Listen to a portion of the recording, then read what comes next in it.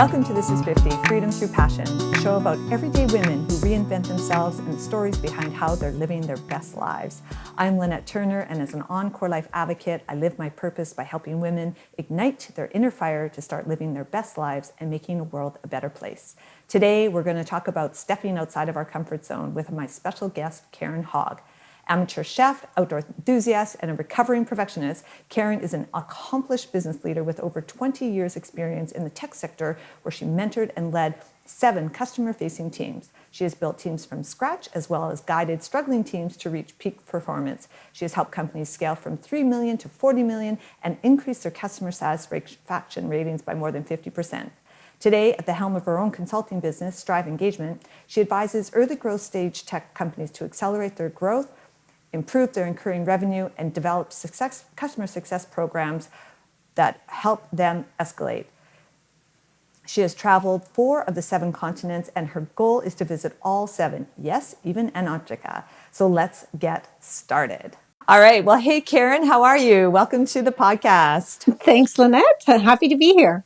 Yeah, I'm so excited to talk to you today. We've got a really good subject we're going to hone in on, and that's imposter syndrome. But before we get deep into that, you and I met through a mutual friend of ours, Katie. A few of my guests, I have that as an opening. And you were part of my Encore Life Academy pilot program. And during that program, we got to know each other quite intimately, and it was such a lovely opportunity to meet you. And you have so much information and good experience to share. I definitely wanted to have you on my podcast, This is 50. So welcome. Then let's just jump right into it. So give us a little bit of a background, Karen. You are now a full-time entrepreneur, but you had several positions as a full-time employee. Take us a little through what was that position and how did you make the switch over to entrepreneurship? Thanks, Lynette. And it has really been such a great opportunity to get to know you and sort of develop this friendship. So I'm excited to be part of sharing your journey as well. So I've always loved helping people. I'm an Enneagram 2, and I guess, acts of service is definitely my love language. Even as a teenager, one of my first part-time jobs was as a hostess at a restaurant. So I would welcome people into the restaurant, and I would be the one to kind of set the stage for them having a lovely evening. And so, I carried that through my corporate career as well. But a few years ago, I came to the point where I was burnt out, although I hadn't recognized that yet. And so we went on a family trip to Australia, and I was gone for 3 weeks. And because of the time difference, it really allowed me the opportunity to fully disconnect from work. And so when I came back, so many of my colleagues said, wow, you look like a totally different person. You look healthy, you look relaxed. And even that wasn't really enough of a clue for me to understand, kind of where I was and how isolated, and burnt out I had been feeling. And then about a year later, as a result of a corporate restructuring, my VP position was eliminated. And my father had recently passed away. And so not working allowed me the opportunity to spend some time with my mom, which I'm really grateful for. But the longer that I was out of that corporate environment, the more and more and more I realized the place where my physical and my mental health was not, was really suffering. And I started to do some consulting kind of as a stopgap. But my mind was like, okay, well, I've got to find my next corporate job. And I was kind of consulting off the corner of my desk. And I was lucky that I have a strong network who provided some referrals for me. But consulting was always something that I was just doing in the interim. And then I started to really see that I was sleeping better. For years, I had been sleeping 2 or 3 hours a night, like for years. I was sleeping better. I was able to devote some time to my physical fitness. I was eating better. I was feeling better. And I started to, challenge myself in terms of, do I want more of the same for the next 15, 20 years when I go back into the corporate world? Or is this an opportunity where I could be doing something different, maybe on my terms? So I decided that instead of, kind of consulting off the corner of my desk and making my full-time job, looking for a full-time job, I would flip it around and I would see, because without doing a lot, thankfully, without putting a lot of effort into it, I had been able to, get some consulting work. And I thought, wow, well, if I put the energy into building a consulting practice instead of going back into a corporate environment that wasn't serving me well, maybe I could make a viable business out of it. And so I decided that I would flip that and I would focus on making consulting my business. Wow. Okay, so that's awesome. So I just want to go back a little bit to what you were saying. So often we are in situations and we don't even understand how stressed we really are until maybe a situation, like an event happens, or you go on this simple vacation and you come back and everybody is so blatantly saying, wow, you look amazing and great. But it's those messages that we hear from people, but we still, we're listening to them, but we don't really hear them. And that's such an interesting thing. And then, so as your whole progress, it was an amazing story. And so when you think about taking that consulting business more full time, what are sort of some of the challenges that you look at? You said something about looking for a full-time job is a full-time job. And absolutely, I totally agree with that. But how did you then just say, you know what, I'm not putting myself, if I can paraphrase, a square peg in a round hole anymore. I want to prioritize my health. I want to prioritize, these things that I want for me. But yet, were you not fearful about starting a consulting business? And because you've got to go out, you've got to be chasing clients, you've got to be, developing offers, you got to be writing proposals. There's a lot of work to be done. There was no stress up in that part for you? Oh, for sure. There was stress, and and I definitely struggled to see myself as an entrepreneur in the first place. And it wasn't an overnight switch where I went from saying, "Oh, I'm going to, sort of stop looking, for another corporate role, and instead just go, sort of into the consulting." I would say it was a bit of a transition, and part of what helped me is that I did explore a couple of other corporate opportunities. And I realized that they weren't able to offer me, the things that I now was in a position to be able to recognize were fulfilling for me. And So give me an so, example. Give me an example.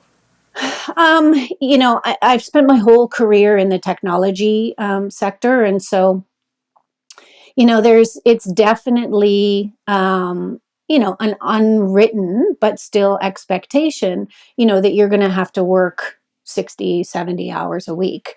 And while I'm not opposed to that, I want that to be kind of on the right set of circumstances. So me working 70 hours a week, but from someone else's guidelines versus my own guidelines, I just didn't want to put myself back into that position. I never came across a situation where I truly felt, that the cultures were going to be supportive of me.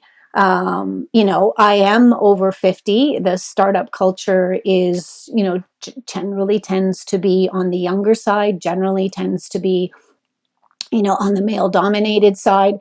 And I didn't feel as though my experience was always recognized for the value that, when I can be confident in it, that Yeah. that it can really bring. Okay, And so I want to hold on for a second, because when you were saying, male dominated, younger, 50, let's talk a little bit about that. So what were you feeling? Was there ever a moment where you actually thought to yourself, I'm 50, I'm not really worthy of bringing anything to this startup? I mean, you definitely knew you had the experience and the skills, but then did you ever get to that stage where you were starting to lose your confidence a little bit? And, who am I? I'm 50 years old and I'm trying to go work for this startup. I have to say, in that case, I always knew that I had a lot of experience, and that I had a lot of knowledge that you can only gain through having gone through those scenarios. So that doesn't necessarily mean it's cookie cutter, and that you take what you've done once and you apply it carte blanche.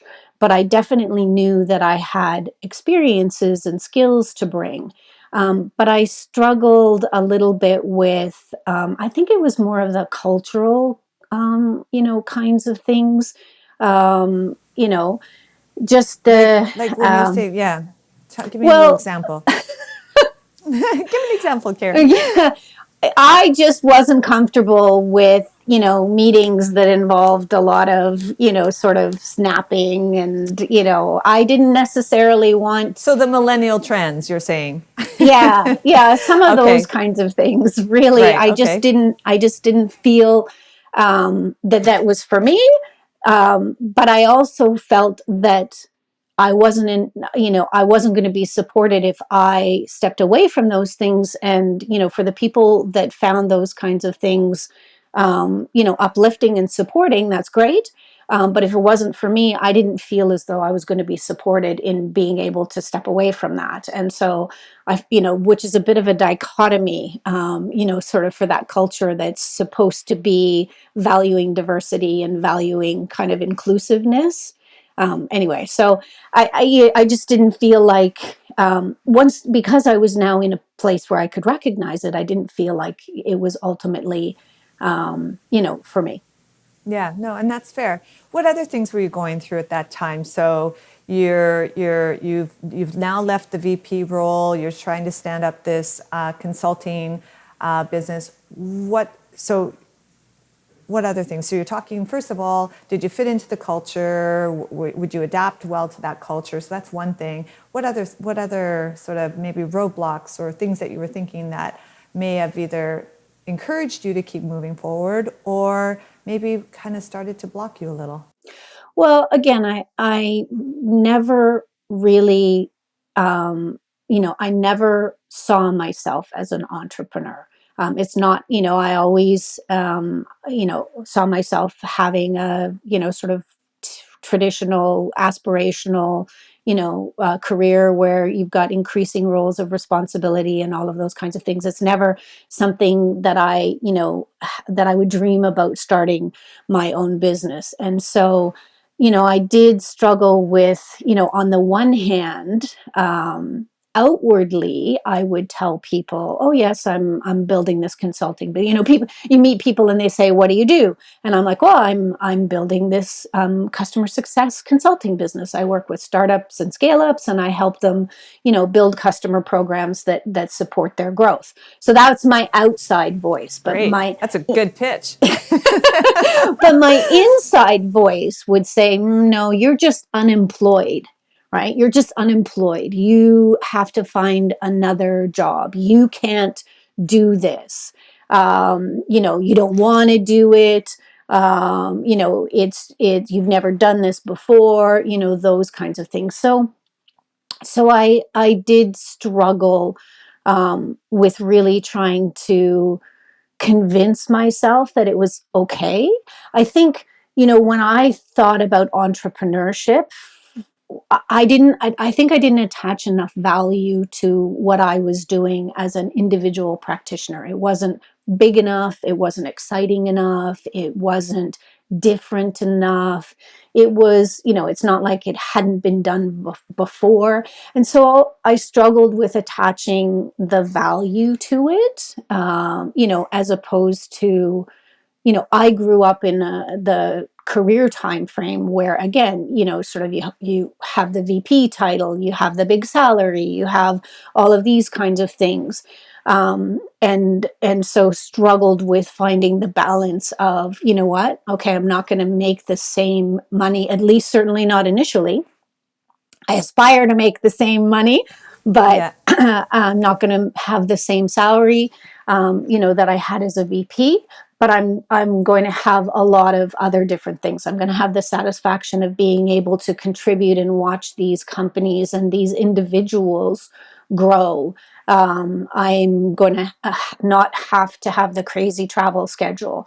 I'm not going to have the challenge of supporting a team globally, which means that, from 5 a.m. until 11 p.m., I'm on and I'm available. And after a while that gets to be a lot. And again, I was in that space where, I didn't realize the physical and mental toll that it was taking on me. Exactly. And everything you just said there, Karen, is so amazing, because I think what we finally get to, we finally, based on kind of our age, our era, you're right. We've lived this very stereotypical life. We got married in our 20s, we had kids, we had careers, we supported husbands, we supported kids. Our career sometimes took the back burner, sometimes it was in the front.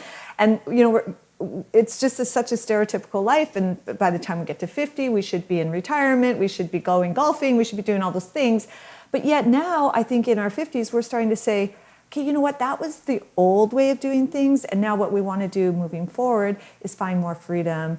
And how do we find that freedom? And that's by becoming this entrepreneur. But it doesn't necessarily mean you have to start your own business, but it's just a matter of, maybe what you do is you're more of a consultant, or you go after working in organizations that already have the product, but they sort of have that sort of entrepreneurial type approach. I recorded a podcast with one of my friends, Marina, and she's in retail social, and that's what that's all about. One thing that you mentioned was being able to watch these companies grow. And I think what I heard in that was, you're now at that stage where you're almost a mentor to these people. So not only are you a consultant to help them set up the right processes and programs, but that you're this mentor that you can help sort of guide the ship a little bit as well, without having to get involved with all the politics. And you sort of talked about the culture. I'm going to use the old term politics, where that's the one thing I love, is I no longer have to worry about managing my career up. I now just get to go in and do the things that I love to do for these organizations, and then sit back and watch them flourish. And it's such an amazing feeling. Yeah.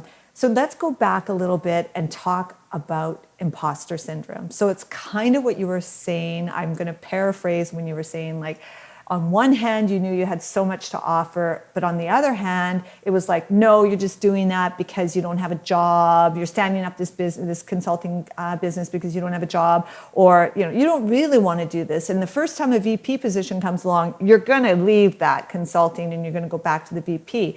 And I know you did kind of struggle with that a little bit. So take us back during the COVID times, maybe a year and a half ago, when you were thinking through really being all in on your consulting. Yeah, and it's interesting, you mentioned imposter syndrome, and so many of us struggle with this.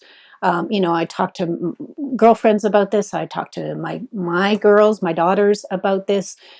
Just last week on Instagram, this woman I follow, she trained as a lawyer. She had a really successful legal career, which she decided to step away from. Now she's this, huge digital content creator. She's a New York Times best-selling author, and she posted that she struggles with imposter syndrome. So we all do it. We all struggle with it for sure. And I see in myself, like, normally I'm a very action oriented person.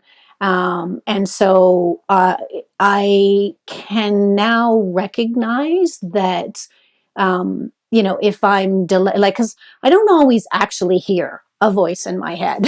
Sometimes I do, but I don't always actually hear it. So, I can recognize that when I'm procrastinating, that's usually a sign that kind of that voice, that thinking that you can't do it, is at work. And, I struggled with that just in terms of trying to make that decision to flip the energy of looking for the corporate job into the energy of building the consulting business. And for me, it was, like I said, it wasn't an overnight process. It was something that I had to work on, but consciously reminding myself. So when I would come into my office in the morning to kind of start the work of looking for work, I would have this little conversation with myself in the sense of, okay, well, what if I, instead of going through these steps that I would in terms of finding a corporate role, what if I contacted these people and talked to them about the consulting work that I'm doing, educate them, just the same way that you would go through the process of saying, okay, this is my corporate experience. This is the kind of, This is my CV. Yeah, this is Exactly. Yeah. then this is the kind of next role that I'm looking for, because your network can play a great role in helping to find your corporate positions. Why couldn't I leverage my network in the same way to help with building the consulting? So that was kind of one step that I started. So I reached out to a whole bunch of people and confidently, because that was the other thing. Again, when someone asked me, I would say, oh yes, I'm building this consulting business, but I was kind of quiet about it. Like I wasn't really out that, like I was playing both sides of the coins in terms of, well, I don't want to tell too many people that I'm building a consulting business, because if a corporate job comes up, then they won't tell me about the corporate job. And then I'm like, Oh okay, my gosh. I can't keep Karen, doing that is this. so true. I've got to decide that I'm going to give this a go. And so that's kind of how it started. I started by reaching out to my network. I made a list of like 25 people and booked quick calls, like 30-minute calls with them to kind of update them on what I was doing. I stood up a website so that at least people could have some place to go, and like if because if they knew of someone who might be interested, they could direct them to a website. And that just kind of got things going. And then the more energy that I put into it, and the more that I would get support, I would get a referral, even if it didn't end up, becoming a paid consulting opportunity. People were thinking about me. People were referring. They were supporting what I was doing, and so then I was able to just kind of take that and build on it. I love it. What a great story. And the that when you said that or that those voices in your head aren't always voices, that gremlin that sort of stops you from moving forward. It's sometimes a voice, but it takes other forms, like procrastination or getting stalled on something. Like I remember when you and I were chatting one day, just kind of on your progress, you're like, well, I'm going to redo my website. And I'm like, okay, hold on a second. Let me see your website. And you're like, yeah, I'm going to put it on this new platform. And like, we had this conversation, like, Karen, just keep moving forward, like minimal viable product, Yeah. get it out there. And so you chose not to redo the website and instead continue to focus on building your network, getting the message out there. I love that. You also said you had like one foot in the full-time VP role and one full-time or in the entrepreneurship, and you were scared to share that this consulting business you were trying to stand up just in case somebody heard, and then they were like, oh, she wouldn't be interested in a full-time role. I think we all go through that when we first start our entrepreneurial venture. I know personally myself, I've done that as well.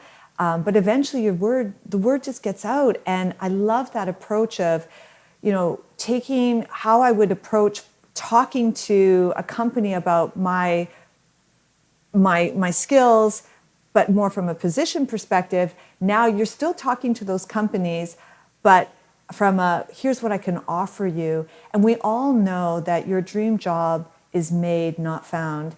And you definitely, I'm just super proud of you over the past year. I've seen your growth, and your confidence is back. And I know you're being, you're getting these clients, and you're successful, and it's just amazing. And I just want to thank you so much for, sharing that vulnerability with us, because, I know you struggled with imposter syndrome quite a bit when we first met. So is there anything else you want to share, Karen, from an imposter syndrome perspective, entrepreneurship, anything that you want, maybe our listeners should, maybe the top 2 things that they should be thinking about if they're also thinking about dipping their toe into the entrepreneurship realm? Yeah, for me, it was really two things. I think it was focusing on consistency rather than perfection. So the small bites, trying to kind of baby steps as opposed to sort of huge leaps. And so that was a big thing for me. And then you know trying to reaffirm with examples, to build that confidence. So looking for examples of where I had done something before, maybe not the perfect cookie cutter, but reminding myself and being able to kind of support and reinforce myself that I can do this. I have done this, maybe not, exactly, but it's transferable. And, kind of that support from me, but then support from, people like you and other people in my network. And to me, that was really, that combination of proof points with some support, and then just kind of those baby steps. I think, it would have been too scary for me to be able to say, okay, I'm like 100% all in, and there's no going back. And, I needed to be able to, you know, reestablish that confidence that, okay, I could take the successes that I'd had from a corporate perspective, and recreate those, in an entrepreneurial perspective. Yeah, and you certainly have. Before we close, I know there's one story that we wanted to get into, and that is just recently you pushed past some fears. So it just goes to show you your fears, even though you're in flow now with your entrepreneur role, your company, you're feeling great, you're building your confidence, and then whoops, something gets put in front of you, and you're like, oh, I'm not so sure I've got the confidence yet, and you're like, ah. So tell us a little bit about that. Yeah. So just recently, I had the opportunity to propose, for someone who would be a new client, on a pretty big piece of work. And when I understood what their needs and their requirements were, I was like, "Oh, okay. I don't know if that I could do this. Like, this is big." And I didn't meet, again, with 100% perfection. I didn't meet, exactly all of the criteria that they had, said that they were looking for. So I decided, I kind of went back to those examples of, well, okay, what have I done? What could I contribute? Where can I add value? And then I took those baby steps. I first decided, I'm like, okay, you know what? Because they were looking for a proposal. And so I was like, okay, I'm going to write the proposal. Doesn't mean I have to submit it, but I'm going to put the effort in, and I'm going to write the proposal. And if the proposal is good, I'll submit it. And if it's not, I don't have to submit it. And so then the more that I worked on putting together this proposal for them, with those examples that I had come up with of, I can do this, I have done this, I can add value, it just sort of built on itself. And at the end, when the proposal was ready to go, I'm like, damn, this is a good proposal. It's so amazing. and I'm like, okay, even if I'm ultimately, not the firm that they choose to go with, I'm like, well, no one would ever read this proposal and go, oh my God, like, who does she think she is submitting this? She has no business submitting this proposal. Like, no one would read that. It was a solid, qualified proposal. So I hit send and submitted the proposal. So I don't know where it will take me, but it was those two steps through that process, right? Reinforcing, I have done this, I can do this, and I can add real value. And, sort of taking away the big scary, oh, okay, I'm going to submit the proposal. And rather it was like, okay, just put something together and see where you land, and you don't have to submit it, right? That's right. So I love it. You're less worried about the destination and more just about the path and being on flow. And when you did that one thing, then the next thing, and that's where creativity flows, Yeah. And so, I'm proud of you on that. I even, you were away, but when I submitted the proposal, I even messaged you just to say, like, okay, I don't know where this is going to go, but damn, it was a good proposal.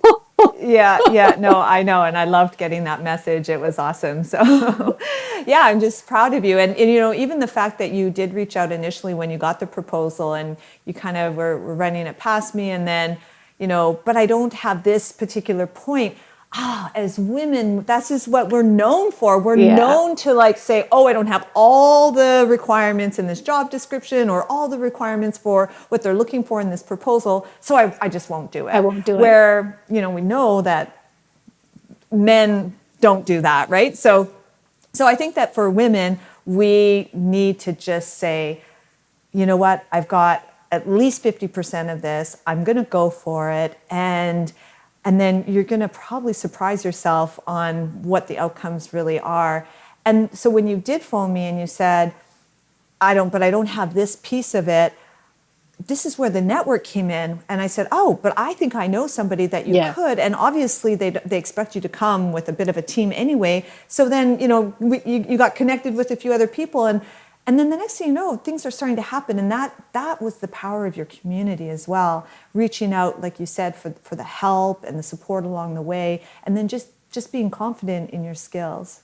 Yeah. So Karen, thank you so much for joining today. I'm so happy that you did. And thank you for sharing your stories. I know that it's always hard to be a little bit vulnerable. But I'm sure there's going to be somebody out there listening going, you know what? If Karen did it, I'm doing it. And that's the whole purpose of this podcast. It's really helping people find the courage to continue on their life's path and finding freedom through their passions. So thank you. And I'm sure we're going to have you back. Oh, thanks, Lynette. It was, I really appreciate the opportunity to share my story. And I really appreciate the support that you've given me, along the way with everything. It's my pleasure. Thanks, Karen. Okay, bye-bye.